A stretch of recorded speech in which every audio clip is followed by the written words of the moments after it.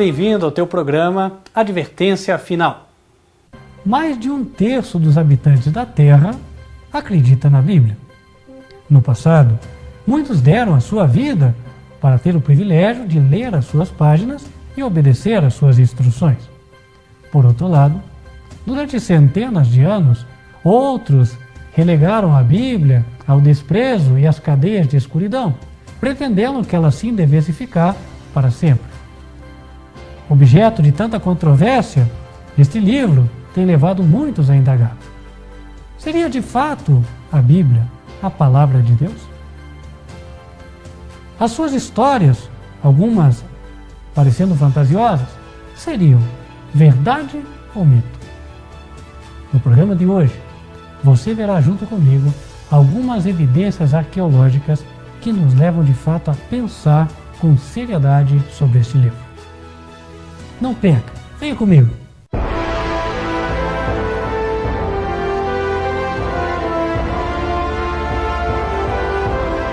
Nossa primeira viagem é para a Turquia. Um país hoje não muito conhecido, onde, há décadas atrás, foi encontrado um formato de navio que intrigou a muitos.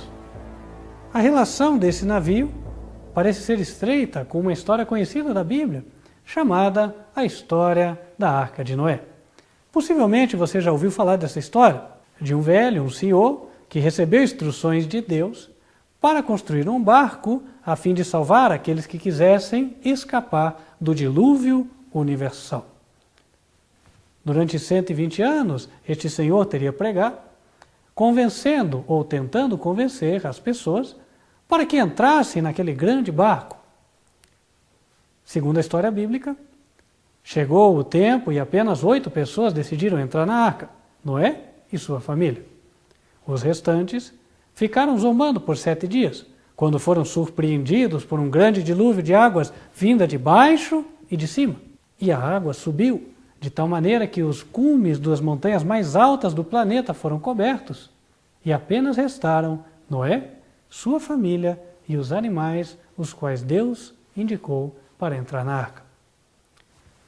Fim da história, as águas se secaram e a arca pousou sobre as montanhas do Ararat. Este é o relato bíblico. Durante décadas, muitos têm buscado restos da famosa Arca de Noé no monte da Turquia que leva esse nome.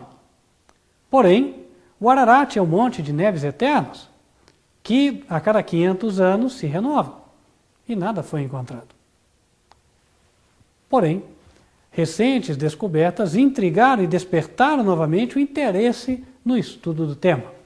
Em 1959, um oficial turco fotografou esta estranha formação, semelhante a um barco, nas montanhas do Ararat. Muitos acreditam que a arca teria pousado exatamente na montanha de nome Ararat, mas a Bíblia diz montanhas do Ararat, plural.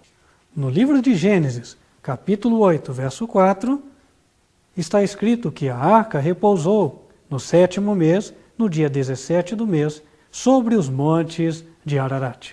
Em 1960, a revista Life Magazine publicou uma reportagem com o título Arca de Noé encontrada?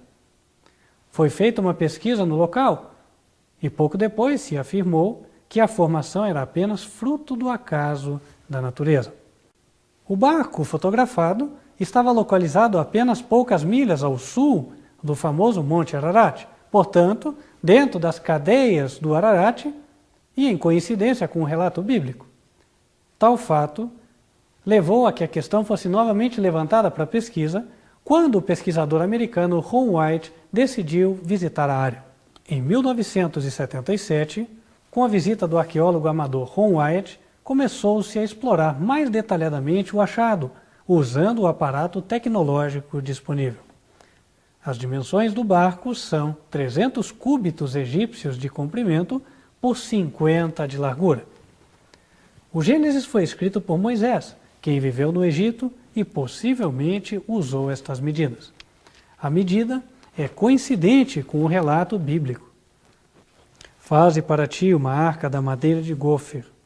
Farás compartimentos na arca e a betumarás por dentro e por fora com betume.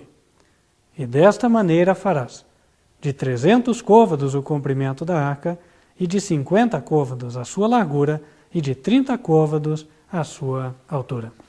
Nas proximidades do barco, encontraram pedras armênias antigas contendo inscrições cartográficas. Nelas se vê 8 cruzes, indicando que houveram 8 sobreviventes no evento ligado ao barco. O arqueólogo indica uma cruz maior correspondente ao chefe da família, a cruz ao lado correspondente à esposa, as cruzes menores à direita correspondem aos homens da família, enquanto as da esquerda correspondem às mulheres. Pai, mãe, 3 filhos e 3 mulheres. 8 pessoas ao total. Isto, mais uma vez, coincide com o relato bíblico. E no mesmo dia entrou Noé, e Sem, e Cã e Jafé, os filhos de Noé, como também a mulher de Noé e as 3 mulheres de seus filhos com ele na arca. Gênesis 7, verso 13. Os quais em outro tempo foram rebeldes, quando a longanimidade de Deus esperava nos dias de Noé, enquanto se preparava a arca, na qual poucas pessoas, isto é, 8 almas, se salvaram pela água. 1 Pedro, capítulo 3, verso 20. Os trabalhos de investigação de Ron White foram facilitados quando, em 1978, um terremoto ocorrido na região deixou expostas as balizas ou costelas do barco e gerou uma fenda central, que possibilitou a retirada de amostras da madeira interior. Após se retirar um pedaço da madeira, verificou-se que a madeira laminada. Vê-se claramente na imagem 3 lâminas unidas com perfeição. Também se viu que a madeira não tem anéis, mostrando que não haviam estações chuvosas e secas naquela época. Como explicar isso? Para você entender, quando cortamos uma árvore hoje, facilmente nós notamos formação de anéis no seu interior. Estes são formados porque existem períodos de chuva e períodos de seca. No período chuvoso, a árvore tende a crescer mais. No período de seca, ela tende a crescer menos. E há localidades onde a árvore, inclusive, hiberna, ou seja, praticamente deixa de crescer. Assim, por essas diferenças de velocidade de crescimento, os anéis são formados. Mas a madeira encontrada nesse barco, na Turquia, não possui anéis, mostrando que ela é de alguma época na qual não haviam estações chuvosas e secas. Como resolver este mistério? Mais uma vez, a Bíblia se apresenta como aquela que tem a resposta. No livro de Gênesis, capítulo 2, verso 5, está escrito: toda a planta do campo ainda não estava na terra, e toda a erva do campo ainda não brotava, porque ainda o Senhor Deus não tinha feito chover sobre a terra, e não havia homem para lavrar a terra. Um vapor, porém, subia da terra e regava toda a face da terra. Segundo a Bíblia, não chovia até os dias do dilúvio. Um orvalho subia da terra a fim de que ela fosse regada e umedecida. Isso explicaria o fato da madeira encontrada naquele barco não ter os anéis. E, por outro lado, seria uma prova científica de que, de fato, aquele barco foi construído com madeira antediluviana, antes do dilúvio. Ron White avançou na sua pesquisa, trazendo agora aparelhos a fim de poder obter resultados mais acurados. As descobertas foram impressionantes. Foi feito um trabalho de levantamento da estrutura interna com um aparelho normalmente utilizado para identificar nódulos de câncer e achar tesouros submarinos. Foram colocadas marcas no chão, indicando as formações conforme o aparelho indicava. Como resultado deste levantamento, pode-se levantar a estrutura interna do barco, incluindo seus decks e repartições. O resultado foi descobrir um imenso barco sob a plantação e a terra, com diversas repartições, semelhante de fato ao relato bíblico. Em 1987, o governo turco reconheceu oficialmente a descoberta da Arca de Noé. Em 1987, o governo turco finalmente reconheceu o achado como sendo a Arca de Noé. Separou e dedicou aquela região em torno para que se convertesse num espaço turístico que pudesse ser visitado. Ali construiu um restaurante, de tal maneira que até o dia de hoje, aqueles que se interessam podem ali tomar a sua refeição com vistas para a Arca de Noé. O objeto tão controvertido entre criacionistas e evolucionistas, digo, criacionistas os que creem que Deus criou todas as coisas, evolucionistas aqueles que dizem que o homem veio da evolução. O objeto, a Arca de Noé, que era tão controverso entre ambos os partidos, agora parece definir a questão. De fato, Deus um dia trouxe o dilúvio à terra, e tal como ele disse, a Arca de Noé, preservou seus sobreviventes. Você, eu e todas as pessoas da terra de hoje somos de uma só família, descendentes de Noé e seus filhos. Isso mostra que a Bíblia, de fato, não é apenas um livro de lendas. Aquilo que parecia fantasioso provou-se verdade. E a Bíblia diz, sabendo primeiramente isto, que nenhuma profecia da Escritura é de particular interpretação, porque a profecia nunca foi produzida por vontade de homem algum, mas os homens santos de Deus falaram inspirados pelo Espírito Santo. Embora contendo relatos difíceis de muitas pessoas crerem à primeira leitura, a Bíblia alega ser a própria palavra de Deus. Aquela que conta a história como realmente foi. Aquela que não omite fatos. Aquela que expõe os homens como eles são. E isto com um propósito, salvá-lo. E falando em salvação, nós vemos registros arqueológicos de outro evento, outra história, contando um grande livramento que Deus operou, dessa vez em favor de um povo, o povo de Israel, quando este era escravo no Egito. A história conta que após Deus derramar 10 pragas sobre o impenitente faraó, que com tirania buscava manter o seu povo na opressão, finalmente Deus retirou o seu povo do Egito e com mão poderosa e misericordiosa os trouxe no meio do deserto até a praia de Pi-Hairote. Então falou o Senhor a Moisés, dizendo, fala aos filhos de Israel que voltem e que acampem diante de Pi-Hairote, entre Migdol e o mar, diante de Baal-Zefon. Em frente dele assentareis o campo junto ao mar. Então Faraó dirá dos filhos de Israel, estão embaraçados na terra, o deserto os encerrou. E eu endurecerei o coração de Faraó para os que os persiga, e serei glorificado em Faraó e em todo o seu exército. Então Faraó mandou com que o seu exército fosse ao encalço dos israelitas. 600 dos seus carros, com oficiais escolhidos, ali estavam para buscar trazer os escravos fugitivos. Ao aproximarem-se os egípcios da sua presa, o povo de Israel encheu-se de temor. Pareciam estar sem escapatória. A praia, que deixava-os de frente ao mar, não dava escape para o lado. Ela era exatamente o final de um desfiladeiro de montanhas. Como escapar?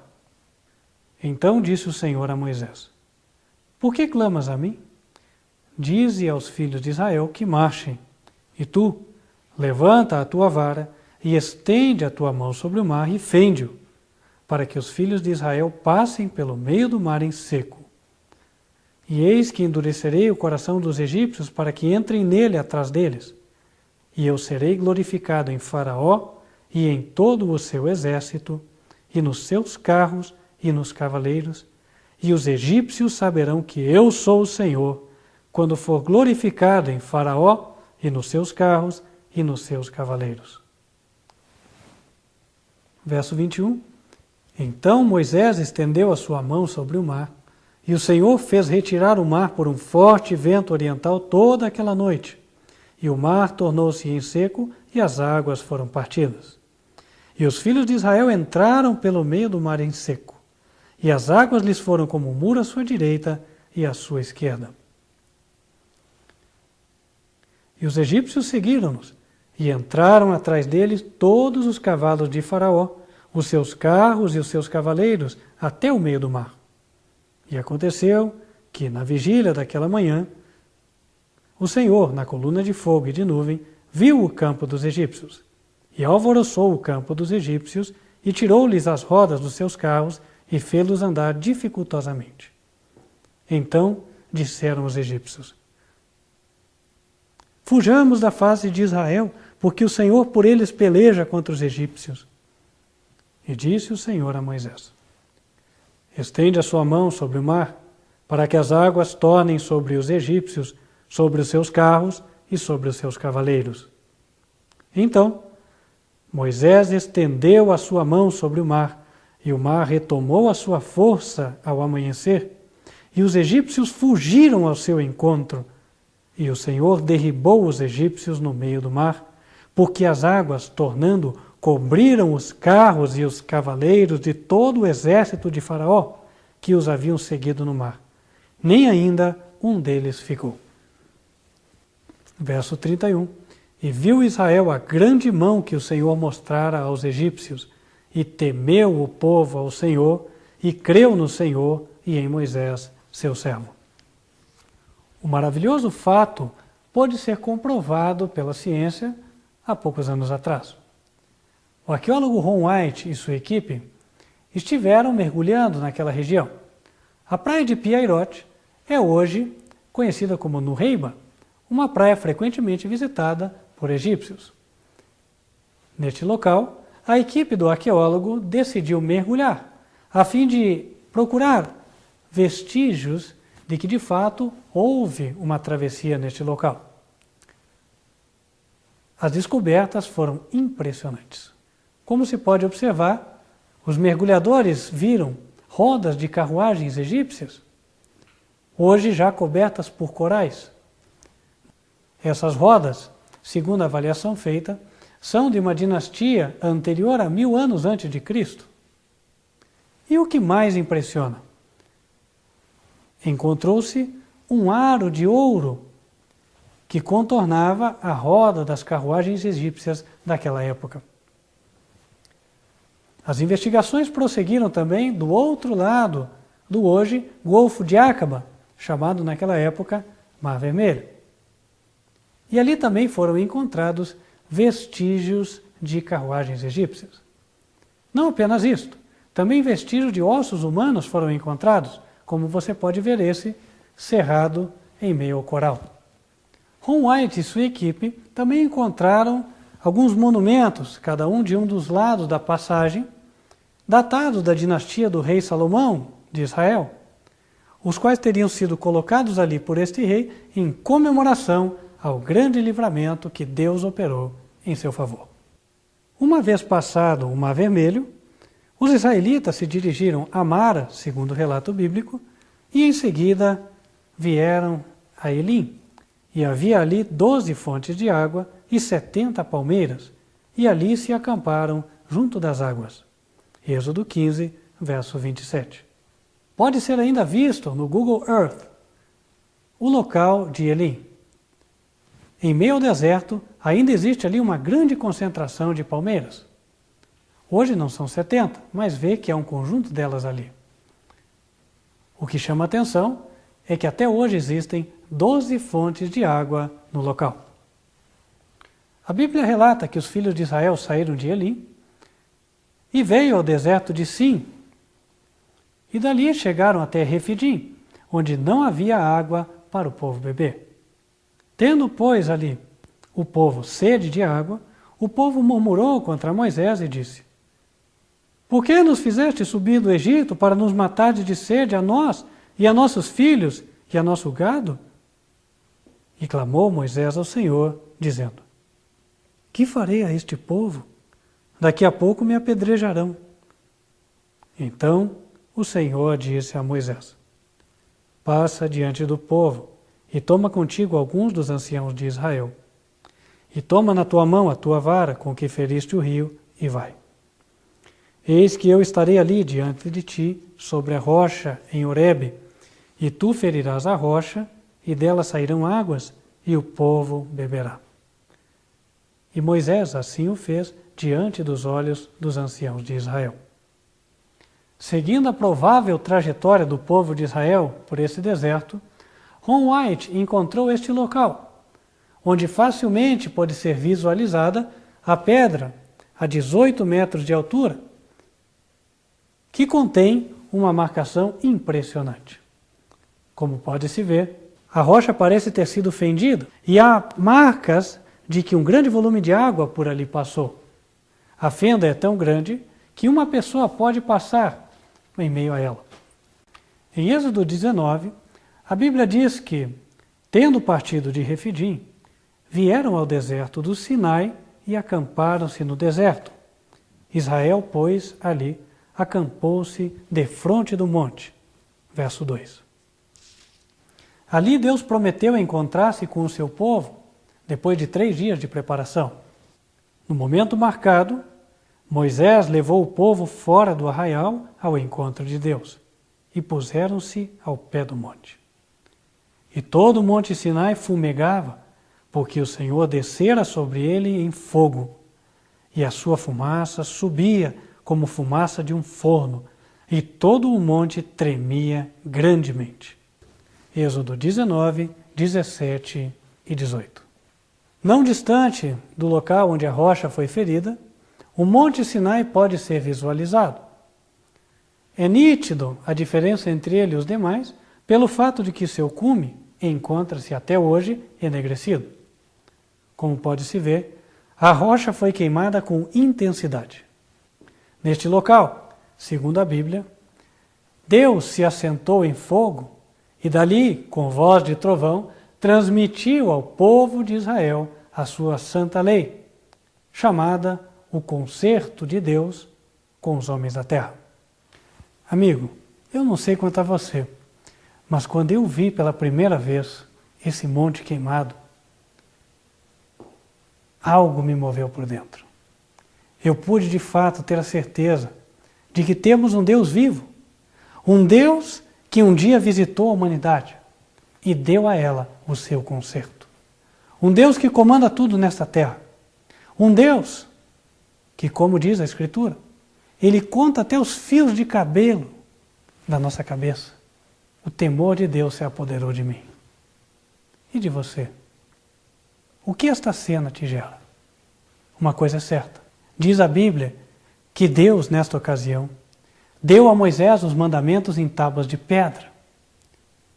Porque pedra é algo que não se muda. E também a Bíblia diz que Deus tratou de escrever com o seu próprio dedo os mandamentos que Ele deu. Esses mesmos mandamentos que foram quebrados por mim e por você. Quantas vezes fazemos aquilo que não agrada a Deus? Quantas vezes o desobedecemos? A Bíblia mostra o cuidado que Deus tem por nós. Tendo todo o universo para cuidar, se ocupou de vir visitar-nos pessoalmente, a fim de ensinarmos o caminho correto, o caminho do bem. Uma lei que foi dada para a nossa felicidade, posto que aqueles que a cumprem andam bem na vida. Com preceitos como, por exemplo, não matarás, não furtarás, que se obedecidos, vão nos trazer paz e tranquilidade. A proposta de Deus permanece até hoje diante de nós.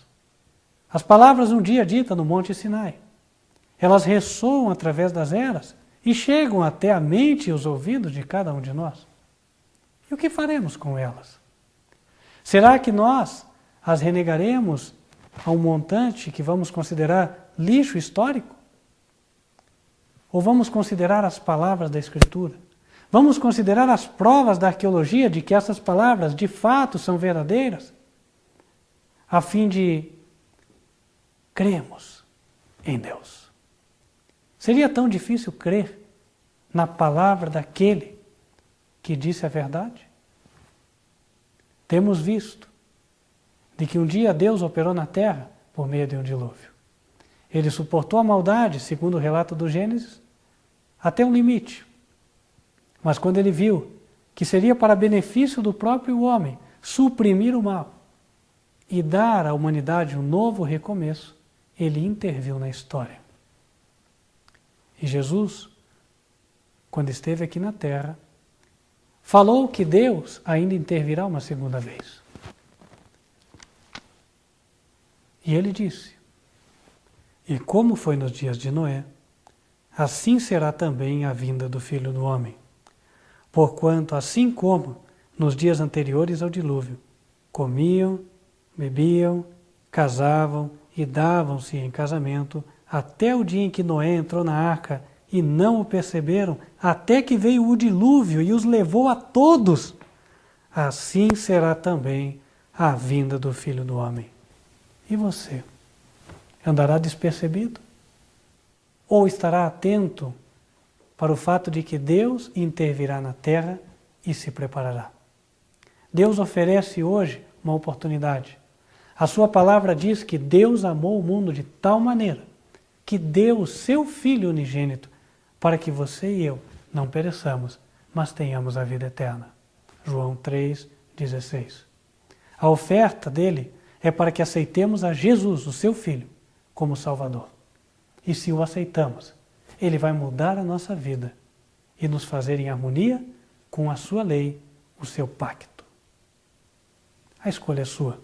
Ficamos por aqui, mas nosso imenso desejo é que você tome a decisão certa.